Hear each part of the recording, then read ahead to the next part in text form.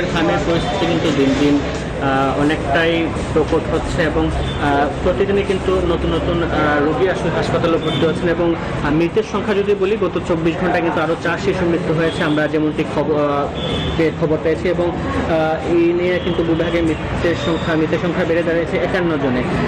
আমরা কথা বলার চেষ্টা করেছিলাম আসলে রোগীর যে স্বজনরা আছেন তাদের মধ্যে কিন্তু আতঙ্ক বিরাজ করছে বা প্রতিদিনই কিন্তু নতুন নতুন রোগী ভর্তি হচ্ছেন এবং কিন্তু হাসপাতাল কর্তৃপক্ষ যেটি বলছে তারা কিন্তু হামের প্রকোপ নিয়ন্ত্রণে তাদের সাধ্য অনুযায়ী চেষ্টা করছেন। তারা কিন্তু এই যে হাসপাতালটি আছে এটি হচ্ছে শহীদ শামসুদ্দিন হাসপাতাল, এখানে কিন্তু 3টি ইউনিট চালু করা হয়েছে এমনকি যে ওসমানী মেডিকেল কলেজ হাসপাতাল রয়েছে সেখানেও কিন্তু আরও একটি ইউনিট চালু করা হয়েছে এবং 2টি হাসপাতালে প্রায় 34টি আইসিইউ কিন্তু তারা রেখেছেন।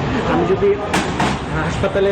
বিভিন্ন হাসপাতালে যে রোগীর সংখ্যা যদি বলি বিভিন্ন হাসপাতালে প্রায় 300 শতাধিক রোগী ভর্তি হয়েছেন এবং এই হাসপাতালটিতে কিন্তু প্রায় শতাধিক রোগী এখন পর্যন্ত চিকিৎসা নিচ্ছেন। আর বিভাগের বিভিন্ন অন্যান্য জেলার কথা যদি বলি সিলেটের সুনামগঞ্জে এবং হবিগঞ্জে কিন্তু আমরা বেশ কিছু রোগী দেখেছি শনাক্ত হয়েছেন এবং গতকাল কিন্তু সুনামগঞ্জের সদর হাসপাতালে একজন রোগী কিন্তু মৃত্যু হয়েছে এমনটি কিন্তু আমরা স্বাস্থ্য অধিদপ্তরে জেনেছি।